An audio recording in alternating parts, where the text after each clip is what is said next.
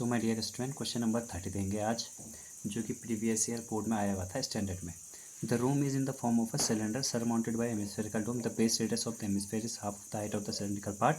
If the room contains 140/21 metre cube of the air, find the height of the cylindrical part.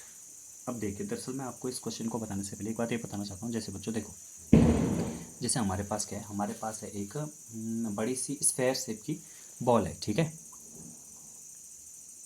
अब मैंने क्या किया कि मैंने इसे मेटल की बॉल थी, मेटल की बॉल को पिघला के मैंने एक कोन बना दिया। अब क्या होगा कि इसका वॉल्यूम जितना भी होगा ना, इसका वॉल्यूम का मतलब होता है वैसे कैपेसिटी। तो इसकी जितनी भी कैपेसिटी होगी, जितना भी इसके अंदर का मैटर होगा, वो सारा मैटर इसमें आ जाएगा, यानी कि इन दोनों का वॉल्यूम क्या होगा, इक्वल होगा। बस वही वाला लॉजिक हम लोग यहाँ पर लगाएंगे। कैसे? और room is in the form of a cylinder surmounted by hemispherical dome. मतलब क्या है कि एक सिलेंडर के फॉर्म का एक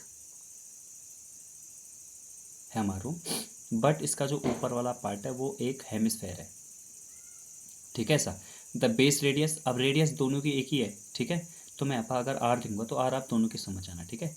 तो आर रेडियस है, दोनों की जो है आर ही मानते हैं, ठीक। किसकी? हेमिस्फेयर की और सिलेंडर की भी। इसमें दो पार्ट है, आप भूल मत जाना, मैं लिख भी देता हूँ यहाँ पर। एक तो है हेमिस्फेयर और एक है सिलेंडर। हेमिस्फेयर सबसे ऊपर पर है, नीचे वाला क्या सिलेंडर है। If the half of the cylindrical part, the base radius of the hemisphere is half of the height of the cylindrical part. Cylinder part की हाइट अगर मान लीजिए, देखो अगर हाइट अगर 2r है तो रेडियस क्या है उसकी हाफ है, यानी कि 2r का आधा r, ठीक है। आप लोग ऐसे देख सकते हैं, अगर r है तो ये डबल होगी, 2r होगी हाइट। तो ये लिख दिया। फिर क्या लिखा? If the room contains 140/21 metre cube of air, मतलब इन दोनों का वॉल्यूम मिला के ना, तो इसका वॉल्यूम कितना आ जाएगा? अगर मैं बच्चों बात करूँ 2/3 पाई आर क्यूब, ये हेमिस्फेयर का वॉल्यूम आ जाएगा। और सिलेंडर का वॉल्यूम कितना आ जाएगा? वो आ जाएगा पाई आर स्क्वायर एच, ठीक है। ये आ जाएगा। अब मैं यहाँ पर क्या करूँगा कि पाई आर दोनों तरफ से कॉमन आ रहा है, पाई आर स्क्वायर दोनों तरफ से कॉमन है, तो अंदर कितना बच गया? 2/3, और यहाँ पर क्या बच गया? आर बच गया। और पाई आर स्क्वायर अगर यहाँ से कॉमन आएगा तो यहाँ पर क्या बचेगा? केवल एच। और एक किसकी एच है? ये है सिलेंडर की एच, ठीक है। तो घबराना नहीं, इतना आ गया हमारे पास। अब हम इसी को थोड़ा और आगे सॉल्व करते हैं। देखिए, तो उसके बाद हम क्या करेंगे, यहाँ वैल्यू पुट आउट करेंगे। 22/7 इंटू आर स्क्वायर, और आर स्क्वायर तो आर ही है, वो तो 2/3 आर, वो भी आर ही है। बट ये आर एच जो है ये 2r के इक्वल है, ठीक है। ये एच हाइट 2r के इक्वल है, ये हमने ऐसे लिख दिया। और ये टोटल कितना है? 1408/21 है। तो नीचे से नीचे कट सकता है, 7 3 जा, ठीक है। 22 से ये पूरा कट रहा है, नहीं कट रहा है। इसे देखने के लिए हमें क्या करना पड़ेगा, यहाँ डिवाइड करना पड़ेगा, ठीक।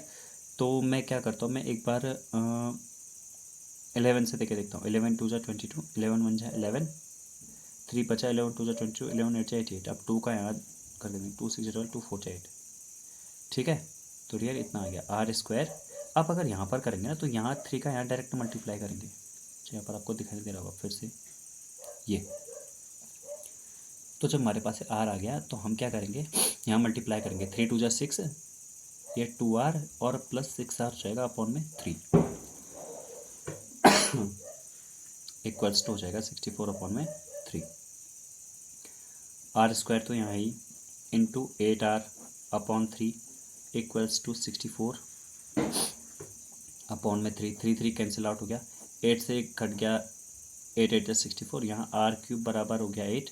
तो ऐसे आर क्या हो जाएगा? Cube root of 8। जिससे स्क्वायर जाता है तो स्क्वायर रूट बना देते हैं, क्यूब जाएगा तो क्यूब रूट बना देगा, ठीक है। तो यहाँ पर आर की वैल्यू हमारी कितनी आ गई? 2 आ गई। तो यही हमारा क्या है? आंसर है। अभी तो आर आया, लेकिन हाइट पूछी तो हाइट कितनी थी? 2r थी।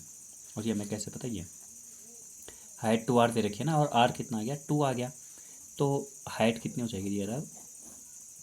2 इंटू 2 यानी कि कितनी हो जाएगी? 4 मीटर क्यूब में चल रहा है, तो मीटर में आंसर आएगा, ठीक है।